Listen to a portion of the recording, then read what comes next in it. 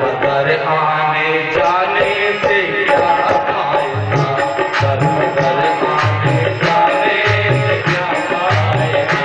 सबका दाता है वो, सबका मालिक है वो, सबका दाता है वो, सबका मालिक है वो। दर बदर आने जाने से क्या पाएगा, दर बदर आने जाने से क्या पाएगा।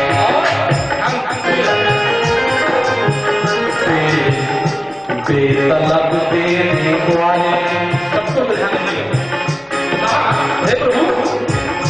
बेतलब देने वाले सब कुछ दिया, बेतलब देने वाले सब कुछ दिया।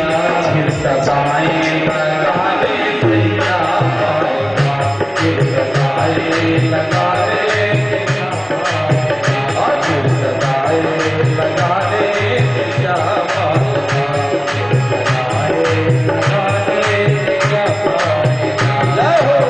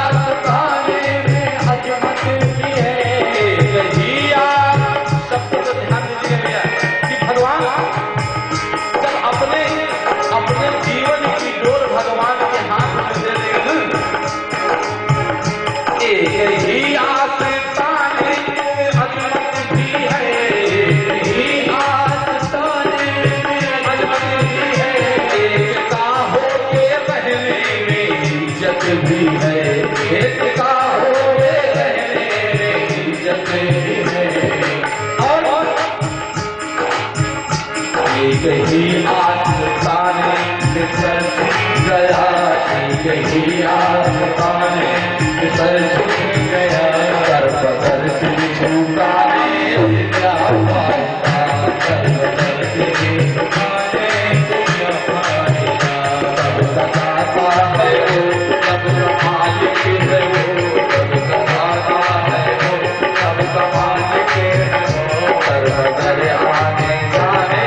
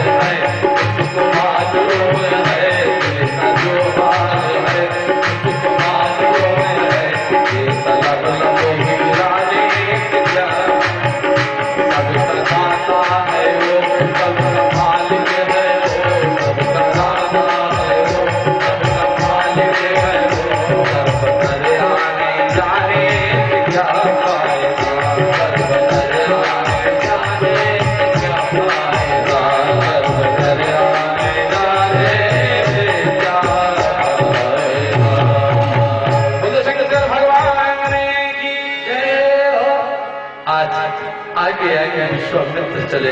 हाँ छूट गया। हरिओम। कुत्ता, भगवान कहते हैं, गोस्वामी तुलसीदास जी महाराज कहते हैं कि अरे भगवान का कुत्ता बनने को मिल जाएगा,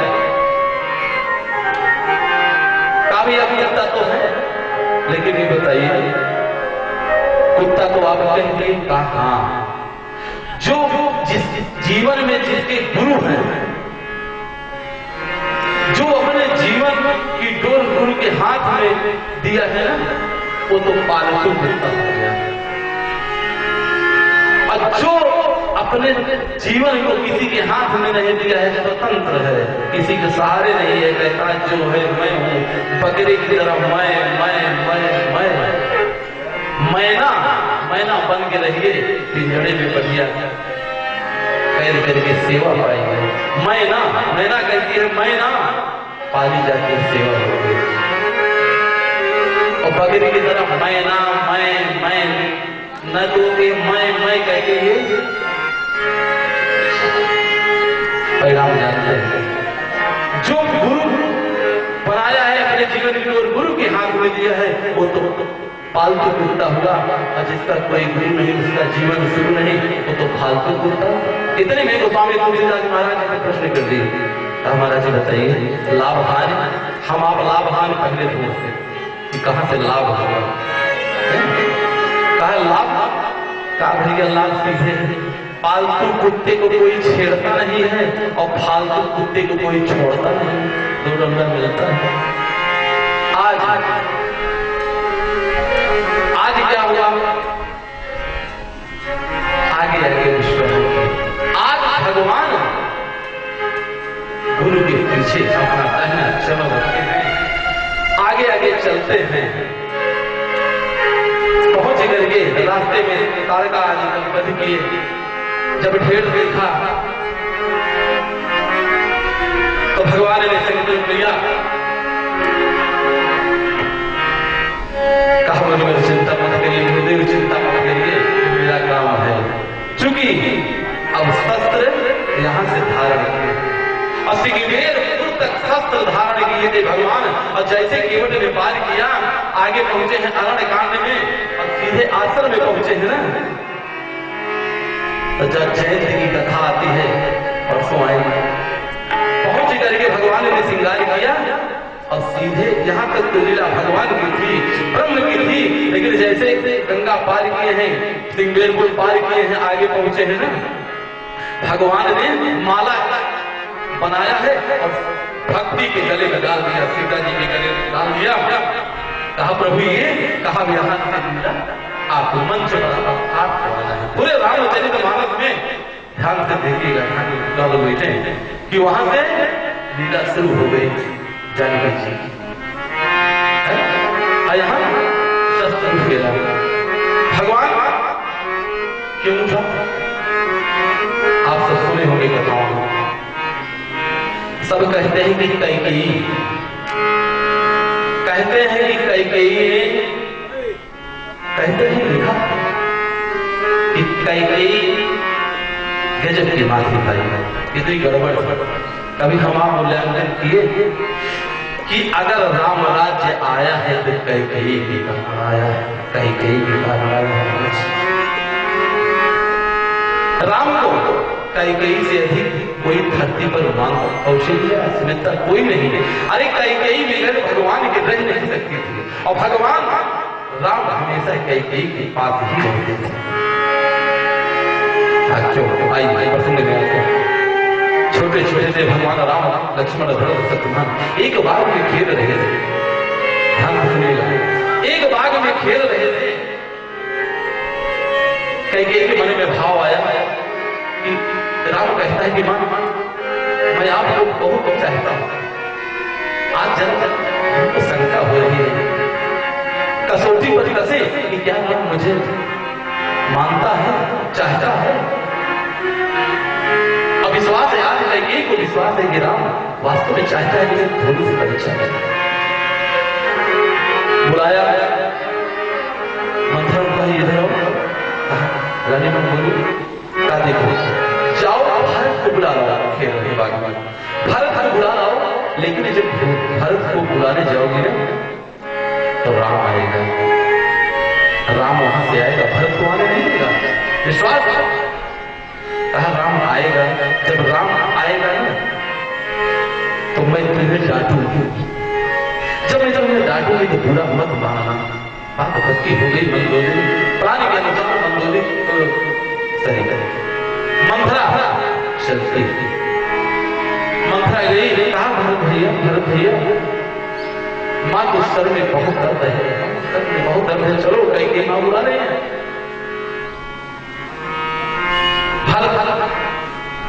अचंभे हो गए, भगवान को देखते हैं, भगवान को देखते हैं। आज मंथरा की हिम्मत देखो मुझको, भगवान को नहीं बुलाए, तेरे भगवान उठते हैं।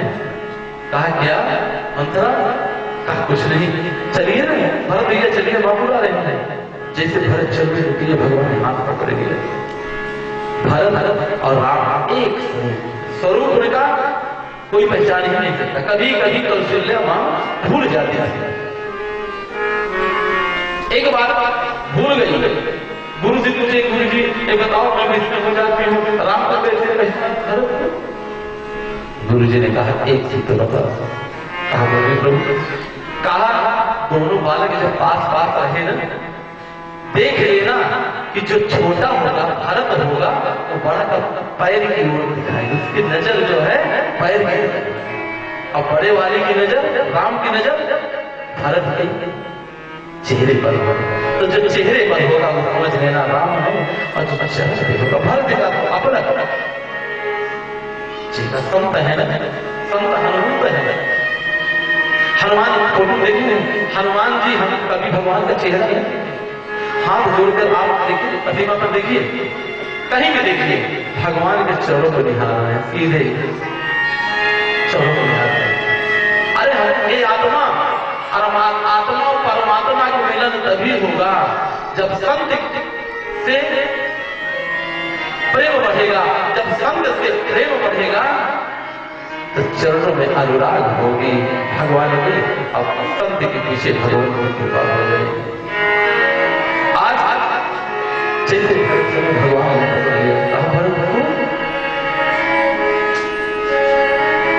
सिर को नीचे करिए, राम पहुंचते। मंथरा को कई ने डांटा, कहा मैं भरत बुलाई, भगवान की आंख में आंसू आगे रखे। मां कहा तुम्हें कौन बुलाया? कहा मां मैं क्या नहीं कर सकता। अरे जो भरत कर सकता है मैं नहीं कर सकता, ऐसी कौन सी चीज है कि मैं नहीं दिला सकता हूं? राम राम नहीं पाए। अरे वो ऐसी चीज है कि केवल भरत के पास है, केवल भरत के पास है, और वो पा जाए ना मेरा दर्द दूर हो जाएगा। कहा क्या? कहा नहीं दे पाओगे। जब वादा हो गया, मां आप कह रहे हैं राम नहीं देख लेगा। अरे मां आदेश देकर, कहा बेटा अगर आपकी कलेजे का रक्त मिल जाए, कष्ट दूर हो जाए। जिनकी कहा कि कलेजे का रक्त भगवान खिलखिला कर बाण को निकाला, जैसे मारना चाहा, पकड़ लिया, बस हो गया परीक्षा। और जैसे परीक्षा ले रहे बोली ना, इसने भगवान के चरणों पर कहा मां मां एक बात और है। कहा मां एक कार्य कर सकती हो? कहा लाल तो हो। अरे अब तो हो। संतान वही है जो अपने माता पिता को कष्ट से उबारे, कष्ट में डाले, वो संतान नहीं, वो गत जन्म की पाप हो। आज मैंने सुना गोस्वामी गोविंददास जी महाराज से पहुंचे आचार्य जी के पास, महाराज रहे हमारा माताओं को मालूम है कि एक पुत्र जन्म देने में माताओं को 1000 बिच्छू के डंक के कष्ट होता है, डंक जैसे बिच्छू मारती है, जितना कष्ट होता है तो माताएं बच्चे को जन्म देने के लिए तैयार क्यों हो जाती है? रहीमदास ने उत्तर दिया, अरे स्वामी जी, कि हर माताएं एक बिच्छू के डंक के कष्ट के समान कष्ट क्यों सहेगी भाई? कहा एक नहीं, 1000 नहीं, 10,000 नहीं, 1 करोड़ बिच्छू के डंक के समान कष्ट हो, लेकिन हर माताओं के मन में लालसा होता है कि मेरे गर्भ से कोई तुलसीदास, कोई चंद्रशेखर आजाद, कोई स्वामी विवेकानंद जन्म लेगा। ये लालसा होती है माताओं को। क्या पता ऐसा पुत्र होगा कि चुटिया पकड़ के चौराहे पर नचाएगा। माँ क्या कोई कहीं नहीं, आप ट्रांजिस्टर में कहीं सुनते हैं, क्या अंदर से दिल नहीं दहल जाता?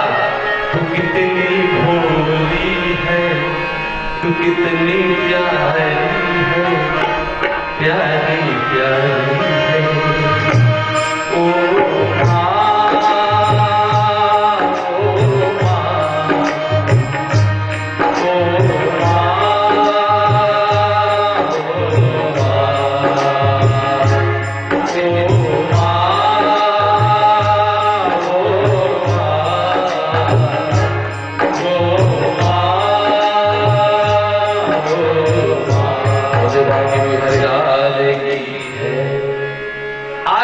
जैसे भगवान ने क्या किया,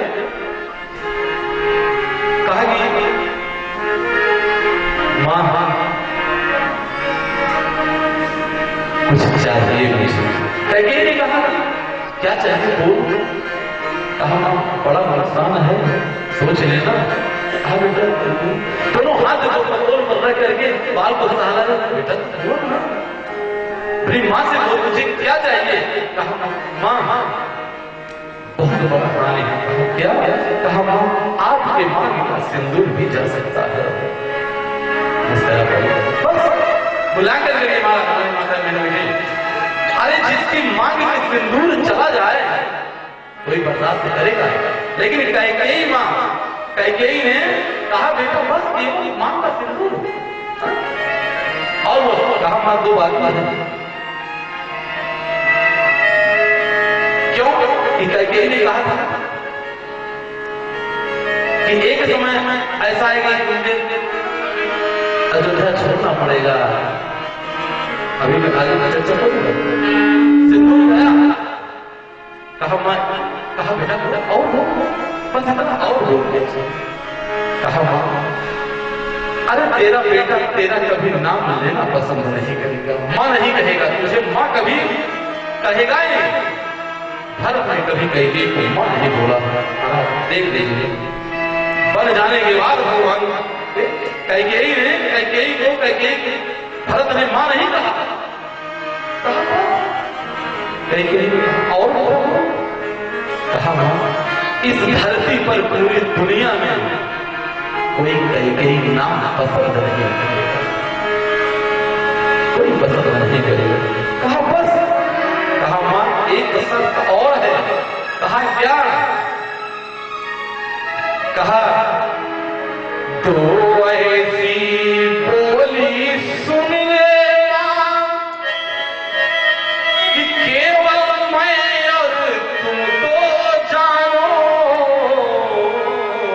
जितनी बात मुझसे आपसे हुई है ना, केवल मैं जानूं और आप जाने, कि तीसरा कोई किसी को मालूम होगा तो याद करो। या मैं जानूं या तुम जानो, और जो मैं ये कहे रहा हूं अंतिम प्रतिज्ञा मानो। कि कुछ नहीं। सोचिए ऐसी कैकेयी, सब कहते हैं कि कैकेयी का कौन है कि आज भगवान राम राज्य में भगवान के कारण आया है। लेकिन मेन कार्य कैकेयी विधवा हो गई, भरत दूर हो गए। आज यही कारण है कि भगवान जब जब लौटे हैं लंका से, शास्त्र का कार्य समाप्त हो गया, अयोध्या वापस आए हैं तो सीधे कैकेयी के महल में गए, सीधे कैकेयी के महल में गए हैं। वहां हम लोग प्रणाम करे कैकेयी की आंख की रोशनी चली गई थी रोते रोते। आज कहते हैं कि कैकेयी के कारण आज विश्वामित्र जी आगे बढ़े हैं और बढ़ते जा रहे हैं। जैसे गंगा पार करके आगे चलते हैं, विश्वामित्र ने कहा कि राघव, एक राजा का यज्ञ पूर्ण किया, एक बात थी कहा राघव, एक राजा का यज्ञ तो पूरा किए, अभी एक राजा कहा जैसे पूरा करके आप आगे बढ़े हैं ना, एक राजा का और यज्ञ पूरा करते चले जा रहे हैं। जैसे वीरपुर से जाके बक्सर से गए हैं, बक्सर से, और जैसे बोले कि एक राजा का यज्ञ अधूरा है उसे पूरा करते चले, इतने में धनुष यज्ञ, जैसे बोले कौन सा यज्ञ, कहा धनुष यज्ञ, धनुष यज्ञ सुनी रघुकुल नाथा, धनुष यज्ञ सुनी रघुकुल नाथा, हरसी चले मुनिवरे की गाथा, हरसी चले मुनिवरे की गाथा। चलिए आश्रम एक दीक भगवानी,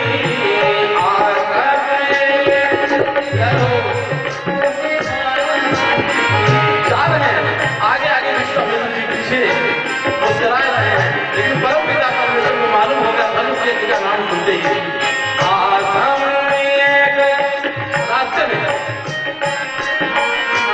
आश्रम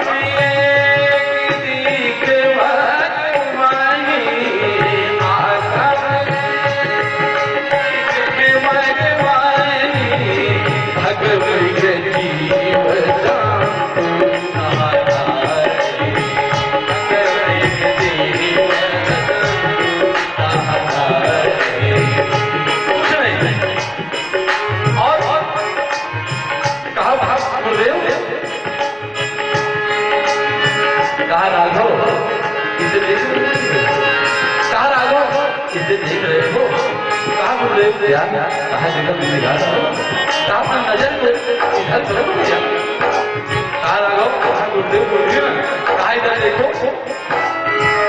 और जैसे देखे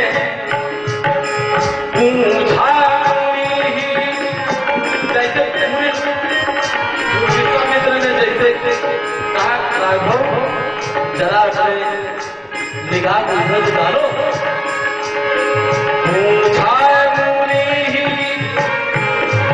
क्या देखे एक शिला दिखाई गई, शिला प्रभु देवी, मुनि शिला प्रभु देवी, और जैसे शिला को देखा ना, भगवान ने कहा गुरुदेव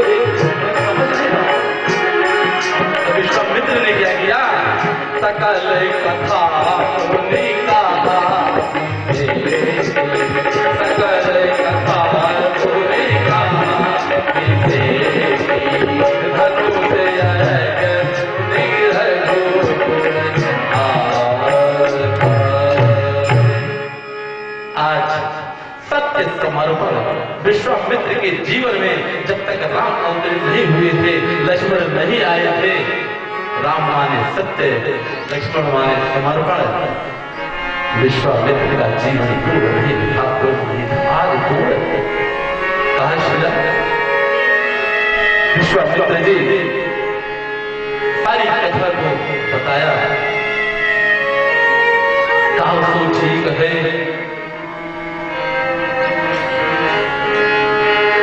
करे तो करे क्या, मैं क्या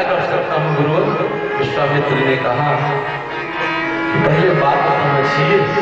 राघव कहा क्या? कहा गौतम नारी श्राप बसी, इंद्र के द्वारा किया गया धोखे से दुराचार हुआ था, धोखे से अहिल्या जी का पातिव्रत्य भंग किया था। इंद्र ने आज गौतम ऋषि के द्वारा श्रापित अहिल्या जी बहुत सुंदर से दिया, बहुत सुंदर अहिल्या जी बुद्धि की बुद्धि। ब्रह्मा जी ने क्या किया? बनाया। ब्रह्मा जी ने जब बनाया अहिल्या जी को, तो अहिल्या कितनी सुंदर थी, कितनी सुंदर और बुद्धि की प्रतीक। इंद्र चाहता था कि अहिल्या जी का विवाह मेरे साथ हो। इंद्र को ये था कि अहिल्या जी मुझको मिले, लेकिन ब्रह्मा जी ने कहा अगर बुद्धि अहिल्या जैसे बुद्धि को अगर भोगी को सौंप देंगे तो सारा का सारा जीवन बुद्धि का प्रयोग भोग में चला जाएगा। ज्ञान को भगवान के चरणों में समर्पित करना चाहिए, भगवान को अच्छे कार्य में समर्पित करना चाहिए। मेरे द्वारा किसी को दुख न हो ये भाव होना चाहिए, मेरे द्वारा किसी का कल्याण हो जाए। महाराज दीपावली के दिन हम आप 1000 के पटाखे फोड़ देते हैं, घर में बिल्ली 5 लीटर 1 लीटर 2 लीटर 3 लीटर दूध बिल्ली आती है, झटके से दूध गिरा देती है। अरे बच्चे को मत डांटो, 2 लीटर और ले लेते हैं। कभी हम आप बोल जाते कि अस्पताल में जाइए, दूध के लिए कोई मरीज तड़पता रहता है, उसके पास 1 रुपया नहीं रहता। कभी ये भावना आ जाने जाए से विश्वास दिलाता हूँ, विश्वास कह रहा है कि जिस दिन हमारे आपके बीच में आ गया है कि अगर 10 रुपया जो तड़प रहा है इसको पटाखे 2000 के फोड़ रहे हैं, अगर उसे दीपावली के दिन 50 रुपए की मोमबत्ती ला करके किसी गरीब के हम दे देंगे आप, तो बार बार रोक से आपको आपको आशीर्वाद देता हो। प्याज अंधेरा करने वाला कोई भगवान आ गया, हम बच्चे के लिए 1000-2000 उसमें खुश है। आज अहिल्या क्यों अहिल्या जी की धैर्य शबरी की प्रतीक्षा। भगवान कहते महाराज भगवान पुरुषार्थ से नहीं मिलते, पुरुषार्थ से भगवान कभी नहीं मिलते, परीक्षा से भगवान कभी नहीं मिलते। भगवान सत्संग भगवान के प्रसाद से और प्रतीक्षा से मिलते हैं। शबरी को मिले हैं तो प्रतीक्षा से, हमको आपको चैन नहीं है। भगवान मिलना है कभी मिलेंगे, 40 दिन हनुमान जी के पाठ करो मिल जाएंगे, 40 दिन का आपको जल्दी हनुमान जी मिले, लिस्ट बना देगा हमको ये चाहिए। लेकिन शबरी नहीं, रामा रामा लखते पूरे जीवन भगवान की आएंगे। 7 वर्ष की थी और आज 70 वर्ष की हो गई, तो भगवान जाकर के कृपा की नहीं बनेंगे किसी के पास। और आज यहाँ श्रापित अहिल्या पथराई और इस बुद्धि अहिल्या बुद्धि है। ज्ञान को भैया समाज में निरर्थक प्रयोग करेंगे ना तो चर्चा बनी रहेगी, और लेकिन ज्ञान को बुद्धि को अगर भगवान के चरणों में समर्पित करोगे ना, बुद्धि को भोग से हटाकर योग में लगा दोगे, कल्याण में लगा दोगे, सत्संग में लगा दोगे, सत्कर्म में लगा दोगे, तो जीवन हरा भरा हो जाएगा, जीवन हरा भरा हो जाएगा। आज मूल्यांकन करिए महाराज, कितने लोग कथा सुने आए हैं, कितने भक्त हैं यहाँ, जितने भी हैं और जो भी आएंगे जान लीजिए चाह कर भी नहीं आ सकते। क्यों कि सत्संग और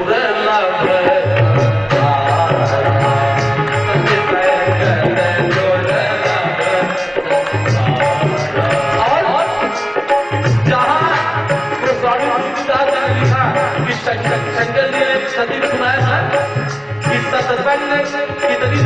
अगर सुन जाए और भर मिल जाए। निमिषी दंड हरिये बारा ये कहूँ बारा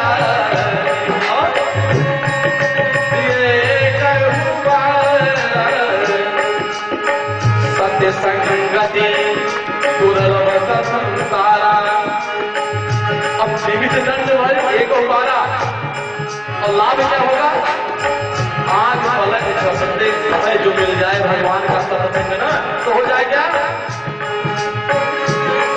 पूरा जीवन की जो सागर है ना, विनय प्रयास होई भव भगेगा, विनय प्रयास होई भव भगेगा। थोड़ा सा सिर्फ प्रयास अपने घर से चल गए हिंगोत में आकर के भगवान के नाम सुने, विनय प्रयास हो। कुछ लगना नहीं है, कुछ पाने के लिए तो कुछ लगना है, लेकिन कथा में जाकर के वो बैठ जाए और कथा कर जाए। एक वकील साहब थे,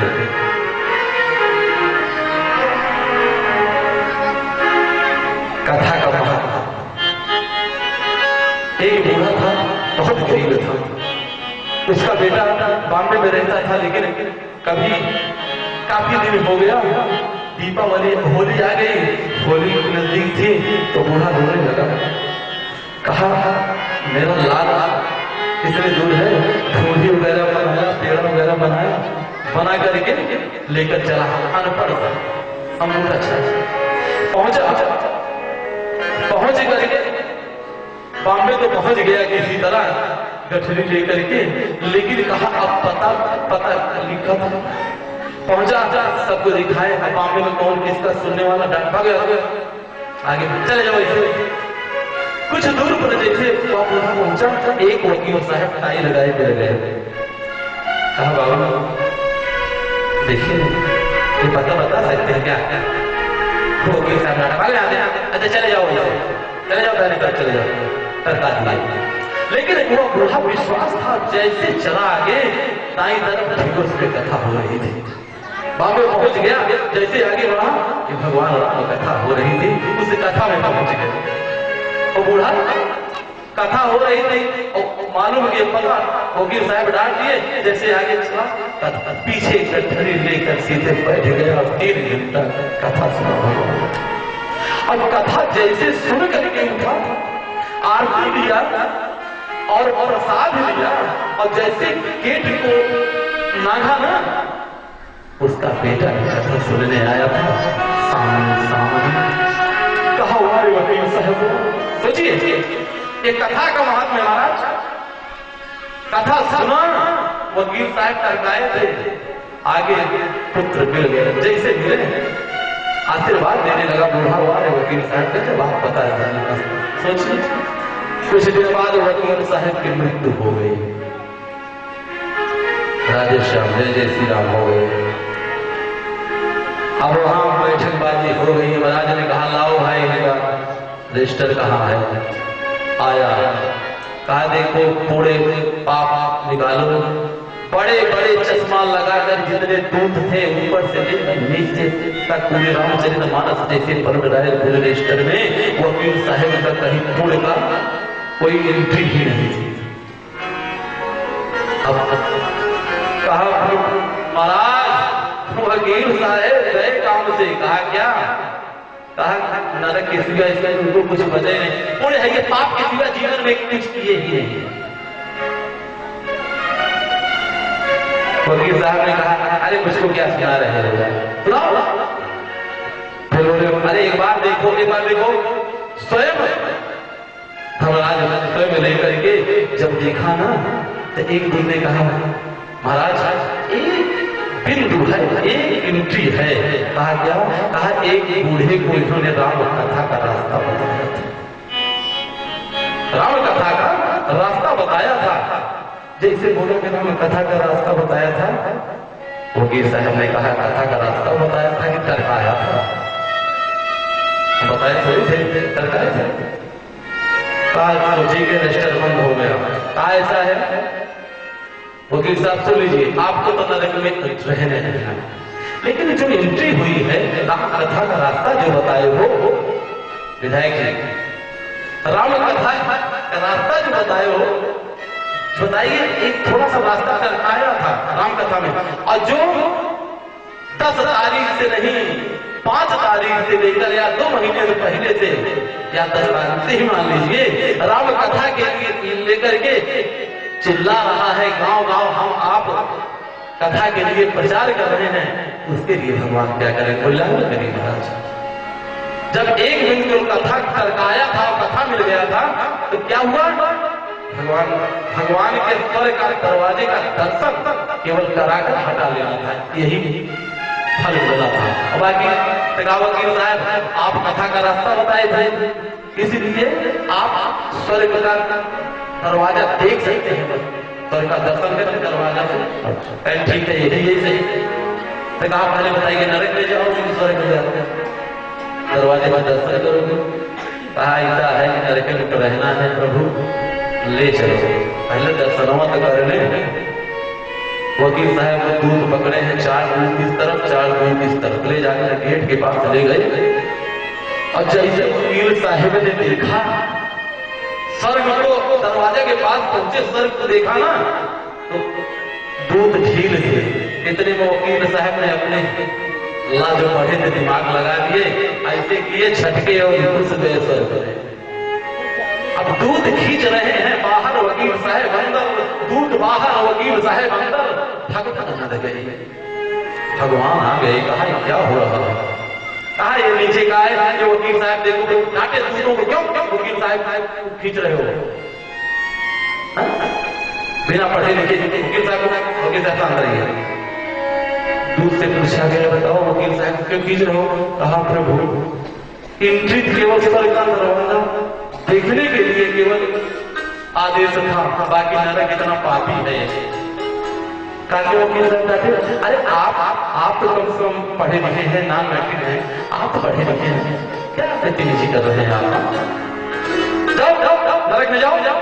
कहा नहीं जाऊंगा प्रभु। कहा क्यों नहीं जाओगे, कहा जाऊंगा प्रभु, लेकिन एक शर्त है। कहा 1 महीना का मोहलत चाहिए मुझे। कहा क्यों, कहा मैं पृथ्वी पर जाऊंगा और जितनी कथा होती है, कथा वक्ताओं ने और बाबाओं ने सुनाते हैं ना, कि विनय प्रयास हो ये भव भंगा, विनय करने से सागर पार हो जाता है, सत्संग सुनने से स्वर्ग की प्राप्ति होती है, ये सब गलत है।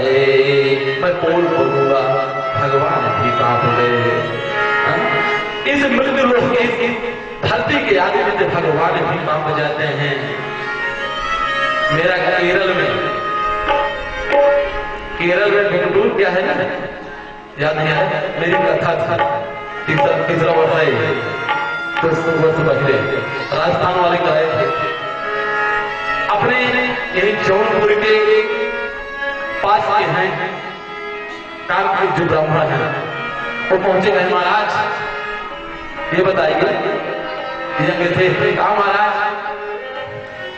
आज का समय कलयुग बहुत सही है। हमने कहा क्यों, कहा कम से कम भगवान को कष्ट तो नहीं करना पड़ रहा है, और उस बीच बहुत राक्षस थे, रावण थे, कुंभकर्ण थे, शिशुपाल आना पड़ा था, बड़ी मेहनत करना पड़ा था। हमने कहा सुनो, उन्होंने कहा राम को मेहनत नहीं करना पड़ाना नहीं पड़ेगा, और नहीं आते। कहा भैया, हमने कहा तब तो एक रावण कुंभकर्ण थे, अब तो हर गली गली में, हर घर में रावण कुंभकर्ण है, हर गांव रावण कुंभकर्ण है। भगवान तब तो हिम्मत कर दी, अब तो हिम्मतें नहीं करते आने के लिए। याद रखिए महाराज, आज वहां वकील साहब को भगवान ने कहा ठीक है, तो गलती हो गई है, रजिस्टर मंगा करके लिख दिया संविधान में कि आज से किसी भी वकील को स्वर्ग के दरवाजे का दर्शन नहीं कराया जाएगा। यहाँ अगर वकील साहब कोई होंगे तो नाराज नहीं होंगे, लिख दिए कि वकील को जो है स्वर्ग के दरवाजा दर्शन भी नहीं कराया जाएगा। और आज पाप, आज अहिल्या इतना बड़ा पाप हो गया कि भगवान को उद्धार करने आना पड़ा। और हम आप क्योंकि अहिल्या ने सीधे जब इंद्र ने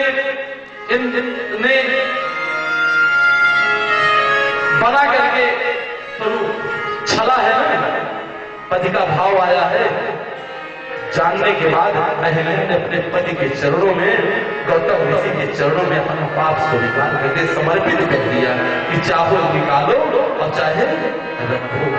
पाप को समर्पित करना, पाप को बांटना चाहिए महाराज, लेकिन हम आप पाप को छिपाते हैं, पुण्य को बांटते हैं। पाप को छिपाना नहीं चाहिए, बांट देना चाहिए, पुण्य को छिपाना चाहिए। आज विश्वामित्र कहते हैं राघव, गौतम नारी साथ बसी उपल देह धरि धीर और चरण कमल। अब देखिए, आज एक वकील की तरह विश्वामित्र कह रहे हैं कि राघव गौतम नारी साथ बस, ये भी लिख सकते थे। आज तो स्वामी तुलसीदास जी महाराज अपने भक्त की कैसी रक्षा की। विश्वामित्र ये भी कह सकते थे ना कि गौतम नारी पाप बस, लेकिन नहीं, बदल दिया वकील अपने वकील के पक्ष में।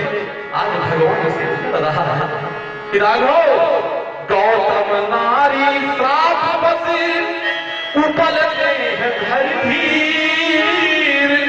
इस श्राप के कारण, आपके कर्म कार्य के कारण धारण किए हैं। तो राघव बोले गुरुदेव मैं क्या करूं, क्या चाहिए? आप बोलिए ना, इसको चाहिए क्या? कहा चरण कमल रज चाहती कृपा करो। अरे आपके चरण की रज चाहिए, आपके चरण की रज चाहिए। इतना कहना था कि अंदर से भगवान मुस्कुरा पड़े। कहा गुरुदेव दक्षिणा वगैरह ज्यादा हो गया। कहा क्या? आपको तो लग रहा है। आज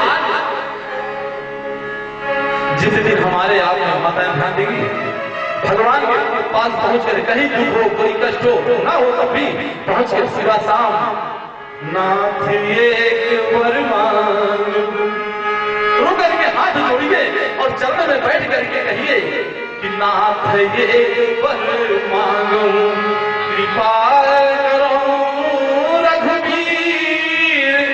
हाथ जोड़कर हे प्रभु नाथ एक वर मांगो, राम कृपा कर दे। कहा क्या? कहा जन्म जन्म प्रभु पद कमल।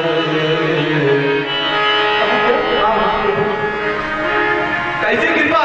जन्म जन्म प्रभु पद कमल कबहु घटे जलीली। प्रभु ऐसा वरदान दीजिए, ऐसी कृपा कर दीजिए कि आप में मेरा प्रेम लग जाए, कभी प्रेम के कमल। महाराज ये भाव होना चाहिए। अरे ये भाव जब आ जाएगा ना तो स्वयं भगवान कृपा कर देंगे। उनकी करुणा में कोई कमी है नहीं, उनकी करुणा में कोई कमी है नहीं। पात्रता में हमारी कमी रह गई, पात्रता में हमारी कमी रह गई। उनकी करुणा में कोई कमी है नहीं,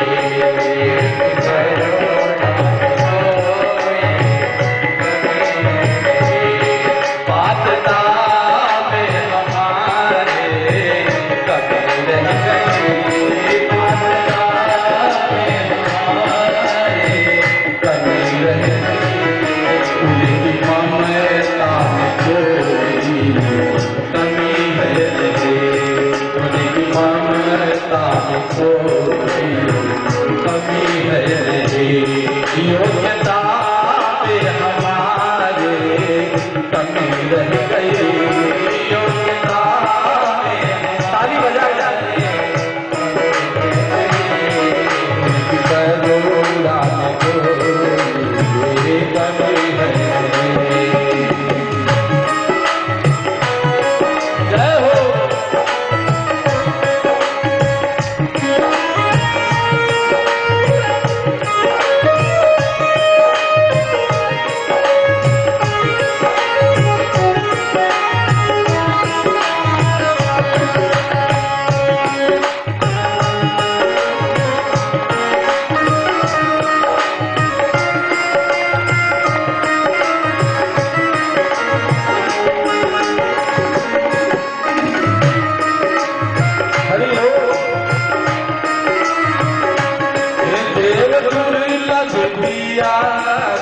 प्रभु ने हमें देव दुर्लभ दिया, देव प्रभु ने हमें जो है आधार भूत साधनों का जीवन, जो है आधार भूत साधनों उनकी समता में कोई कमी है नहीं, उनकी समता में कोई कमी है नहीं, पूर्णता में हमारे कमी रह गई, पूर्णता में हमारे कमी रह गई, करुणा कमी रह गई।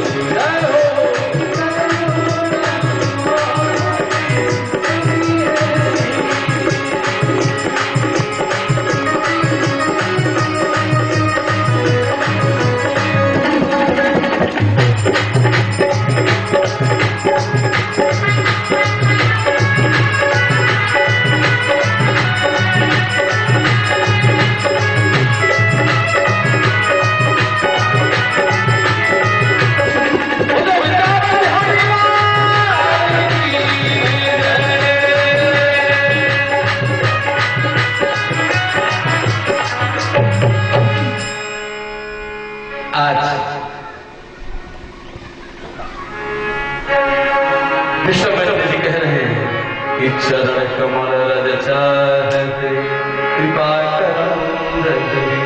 कहा वो तो ठीक है, लेकिन गुरुदेव कैसे अपने चरण का मैं चरण अपना चरण तो छुआ नहीं देखता। अरे अरे मैं छत्री और छत्री छोड़ी, ये नारी है, मैं पुरुष हूं, आप क्या कह रहे हैं? कहा राघव पढ़ाओ, कहा क्या? कहा नारी ये नारी, कहा मैं कैसे नारी? कल की कथा में आया था परसों मोहिनी, विश्वामित्र ने कहा कि मोहिनी का रूप किसने बनाया था? अरे नारी ये नारी, मोहिनी तो बने था। कहा सो ठीक है, लेकिन ये ब्राह्मणी है और मैं क्षत्रिय। कहा ये भी ब्राह्मणी है, तुम भी ब्राह्मण है। कहा बेटे मैं कैसे ब्राह्मण? कहा ब्राह्मण ब्राह्मण भगवान कौन था? भूत आए था क्या? ब्राह्मणी है और ब्राह्मण कहा कि ये बताइए गुरुदेव सब ठीक है, लेकिन ये श्रापित है। कहा ये श्रापित है। कहा गुरुदेव बातें मत बनाओ, ये तो आज की बेचारी कल की श्रापित है। अब तुमको श्राप, तुम्हारे बाप को श्राप, तुम्हारे दादा को श्राप, तुम्हारे परदादा, तुम्हारा तो कुल खानदान श्रापित चला आ रहा है। जब आप पता है श्रापित है, इतना कहना था कि भगवान मस्करा पड़े। विश्वामित्र ने कहा राघव मुझे क्या मानते, क्या मानते बताओ? कहा गुरु मानते ना, गुरु मैं आप। कहा गुरु को कभी कभी या बीच बीच में अपने शिष्य से परीक्षा लेना चाहिए ना। कहा मालूम फिर आप परीक्षा दो। कहा प्रश्न पत्र बताइए। कहा प्रश्न पत्र बताइए।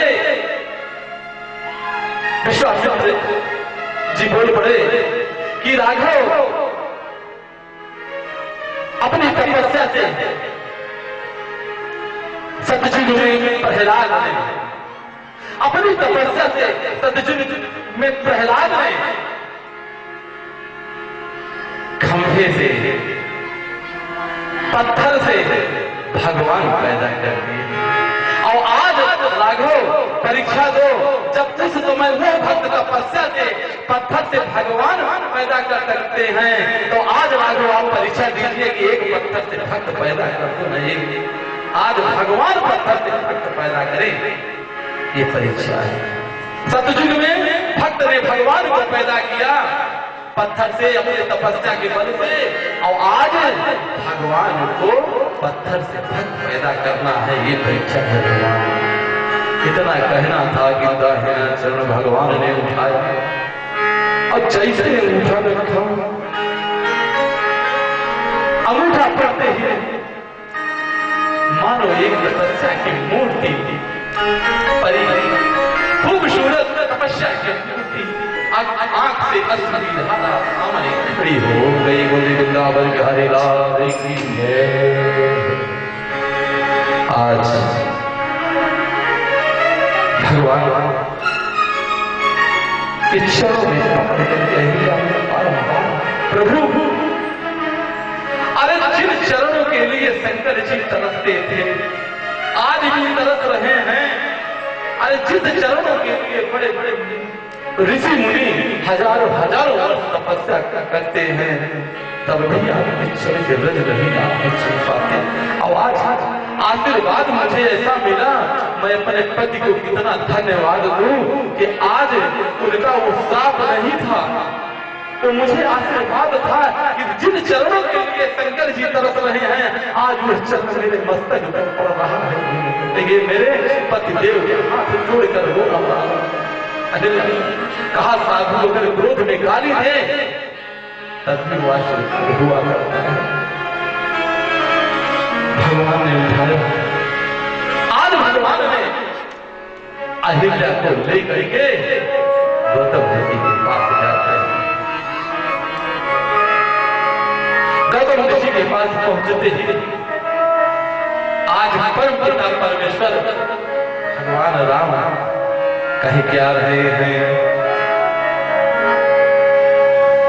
कि देखत रघुनायक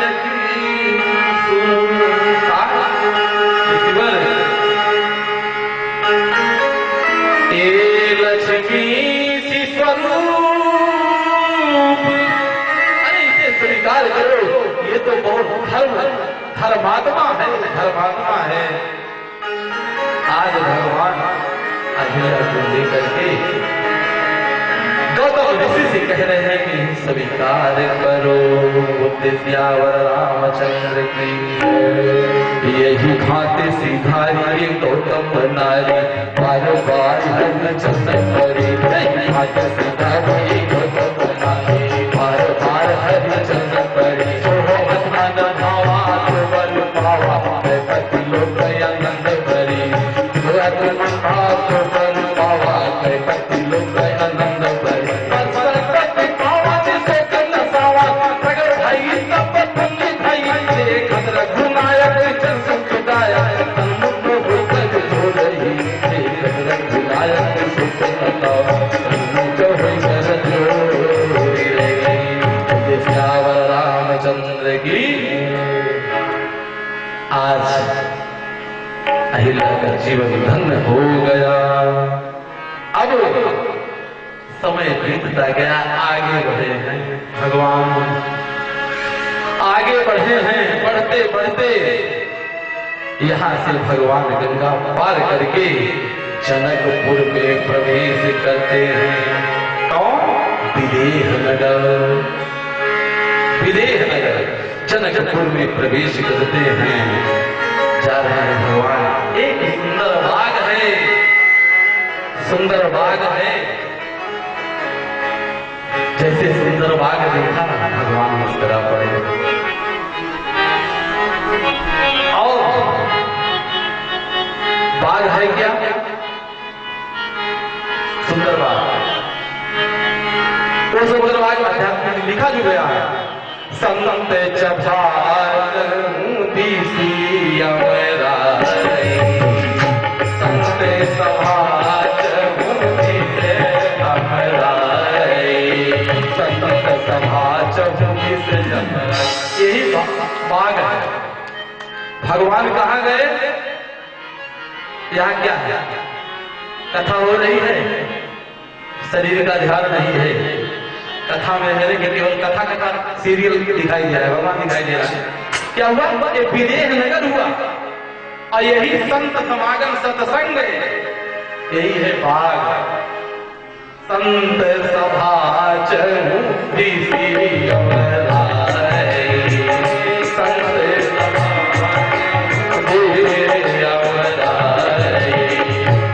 तब भगवान इसी जगह उस बाग में प्रवेश किए, विदेह नगर में प्रवेश किए। सुंदर बाग है।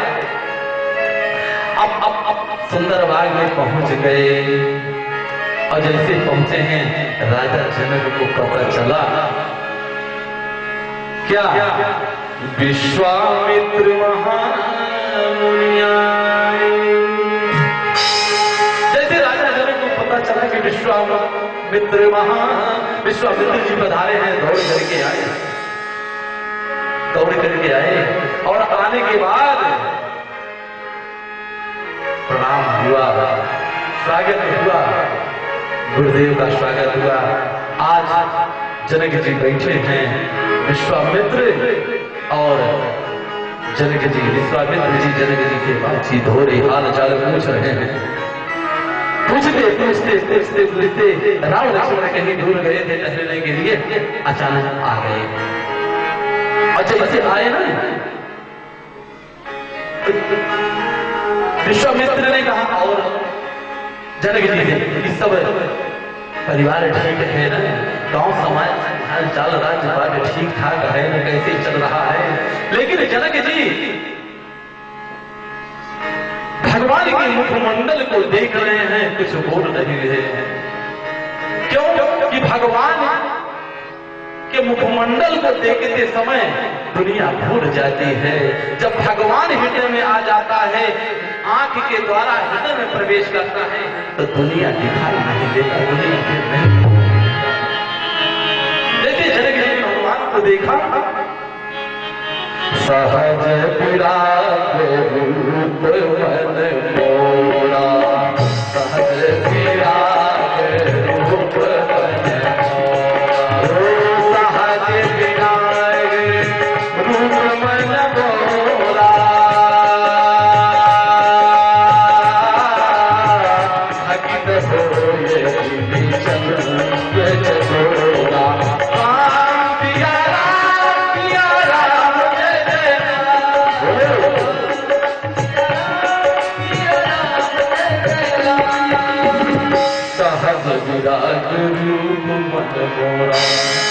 कहा जनक जी? कहा हाँ गुरुदेव। कहा कहाँ डूब गए?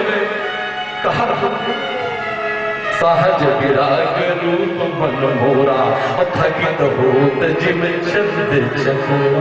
अरे इस मुखमंडल को देख करके कहा क्या? ये नहीं दिलो अति अति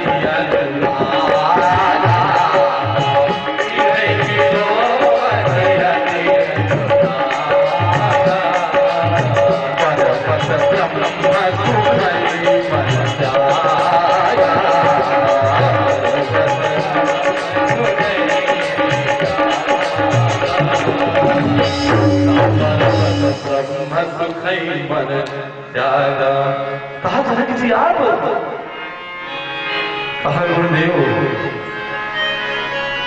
कहा क्या? कहा जनक जी इधर तो देखिए ना। कहा गुरुदेव बताने की कृपा करिए। कहा क्या बताऊं? कहा कहाऊं नाथ सुंदर गोपाल के,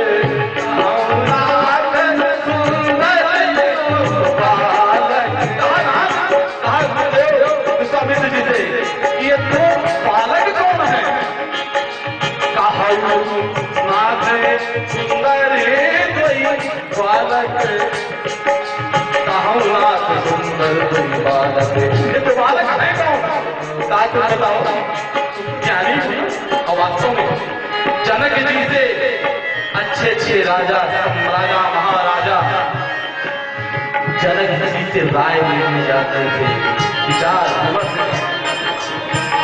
आज जनक जी से विश्वामित्र जी कह रहे हैं तुम तो ज्ञानी बनते हो, बताओ कौन है? जनक जी हाथ जोड़ लिए कि मुझे कुछ समझ में नहीं आ रहा है कि ये दो बालक है कि मुनि कुलती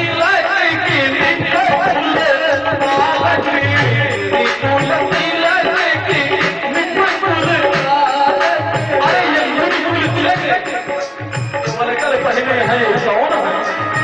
धनुष रखते हैं कौन है? ये बालक है कि बालक है, मेरे समझ में नहीं आ रहा। प्रभु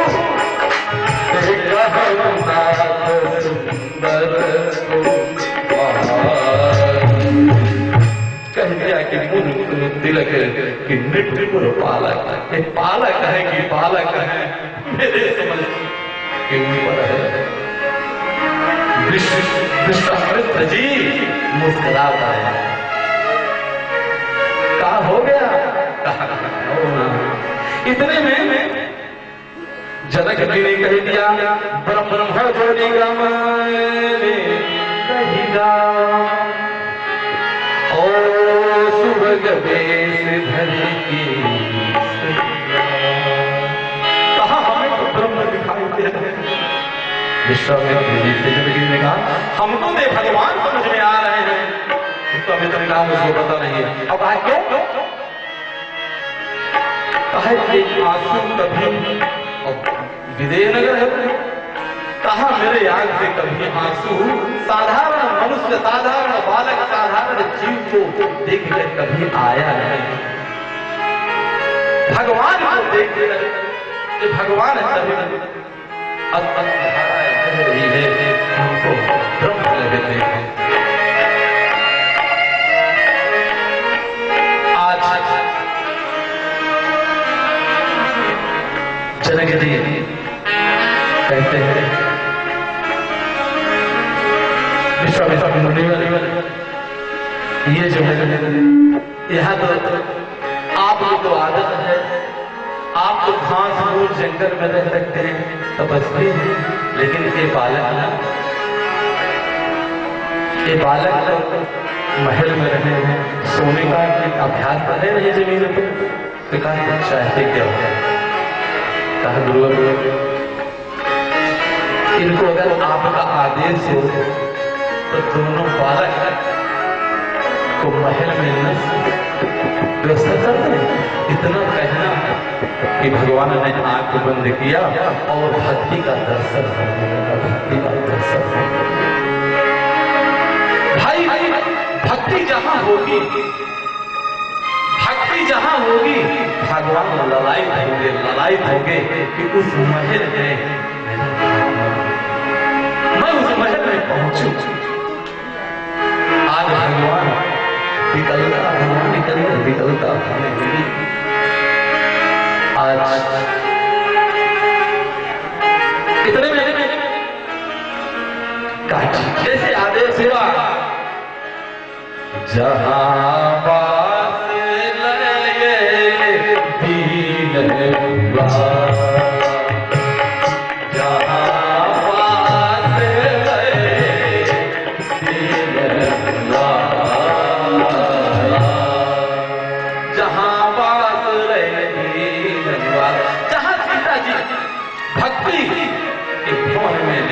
जनक जी राम और लक्ष्मण का निवास। भगवान